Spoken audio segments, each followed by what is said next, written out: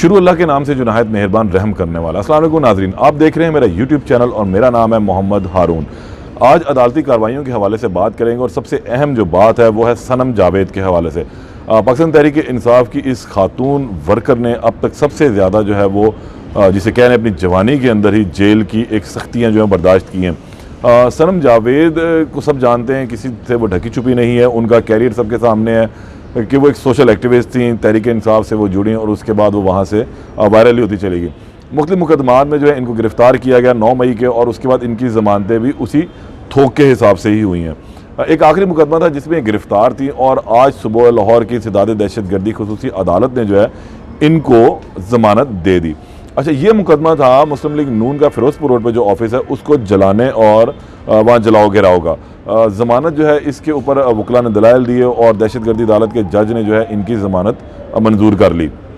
फैसला महफूज किया गया था और कहा गया था कि 29 जनवरी को जो है ये फैसला सुनाया जाएगा। आज इनकी ज़मानत हुई तो साथ ही इनको एक और नए मुकदमे में गिरफ़्तार कर लिया गया। ये वो मुकदमा है, मतलब इस तरह के बहुत सारे मुकदमा 9 मई के दर्ज हैं जिसके अंदर जो जेलों के अंदर बंद लोग हैं, जो कैदी हैं, उनको इनके अंदर मुलव्वस कर दिया जाता है। इसकी दीगर मिसालें भी मौजूद हैं कि खदीजा शाह को भी जो है इस तरह के मुकदमात में मुलव्वस किया गया, लेकिन सनम जावेद की जो है अभी तक वो रिहाई अमल में नहीं आ रही। गो कि इन्होंने इलेक्शन में भी हिस्सा लेना था और इलेक्शन में हिस्सा लेने के हवाले से भी बहुत अहम चीज़ें मौजूद हैं कि अब सनम जावेद ने हल्का NA 119 से जो है दस्तबरदारी का ऐलान बाकायदा तौर पर कर दिया।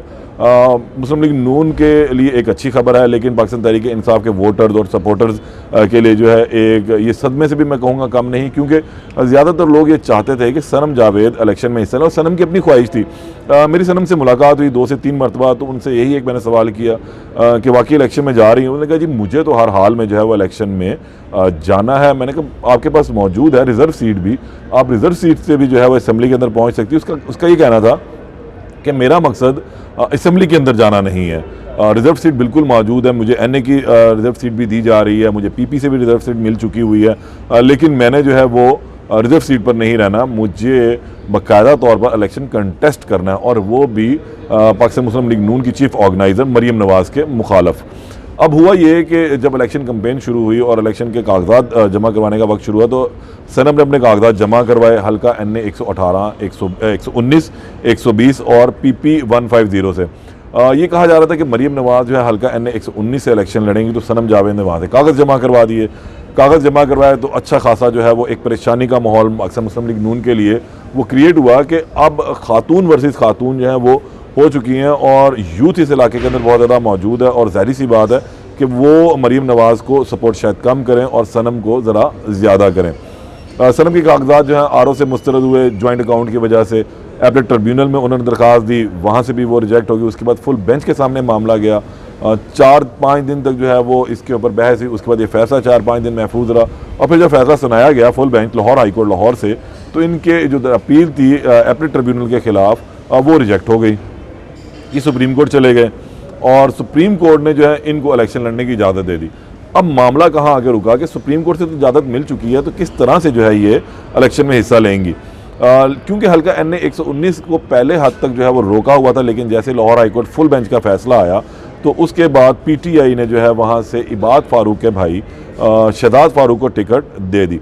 इबाद फ़ारूक इस वक्त मिलिट्री कोर्ट्स के तहत जेल में बंद हैं और वहाँ पर उनका ट्रायल होना है। इबाद फ़ारूक के बेटे भी जो हैं वो इनकी असीरी के दौरान ही इंतकाल फरमा के पैरोल पर इनको रिहा किया गया।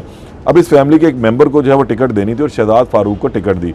शहजाद फ़ारूक ने अपनी कैंपेन का आगाज़ कर दिया था, लेकिन जैसे ही सुप्रीम कोर्ट का फैसला आया तो शहजाद फ़ारूक के लिए भी थोड़ी सी एक मायूसी कह लें वो थी, लेकिन पार्टी के लिए मुश्किल फ़ैसला था। पार्टी ने फैसला किया कि इबाद फ़ारूक इस वक्त भी जेल में मौजूद हैं और उनके भाई शहजाद फ़ारूक अपनी इलेक्शन कैंपेन आगे ले जा चुके हैं, 8-9 दिन रह चुके हैं इलेक्शन के अंदर।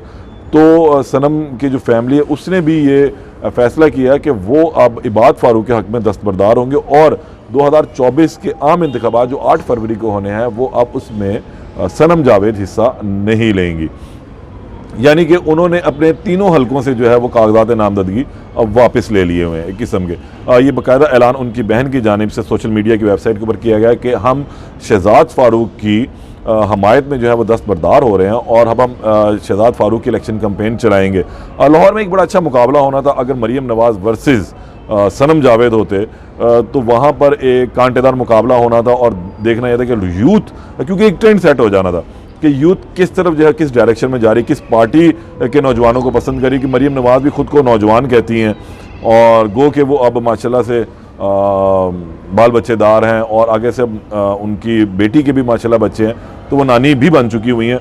लेकिन सनम जावेद के बच्चे भी छोटे हैं, तो एक ये बड़ा अच्छा सा मुकाबला रहना था। लेकिन अब ये मुकाबला जो है वो सनसनी, वो चीज़ें इसके अंदर अब पैदा नहीं होंगी उस हल्के में। लेकिन इसके बावजूद जो सनम जावेद फैमिली पूरी उम्मीद है कि वो अब शहजाद फारूक की कैंपेन चलाएंगे और उसके साथ साथ वो वहाँ से तहरीक इंसाफ को भी जिताएंगे। सनम का अब मुस्तकबिल आगे क्या होगा, उनको किस हल्के से टिकट दी जाती है, वो किस वक्त बाहर आती है, ये अभी किसी को मालूम नहीं है। लेकिन अब सनम जावेद इस जो इलेक्शन है यहाँ से दस्तबरदार हो चुकी हैं, लेकिन एक नए मुकदमे में भी गिरफ्तार हो चुकी है। अब इस हवाले से इनके वालिदैन क्या स्टेप लेते हैं उससे भी आपको आगाह रखेंगे। तब तक के लिए इजाज़त दें। अल्लाह निगहबान।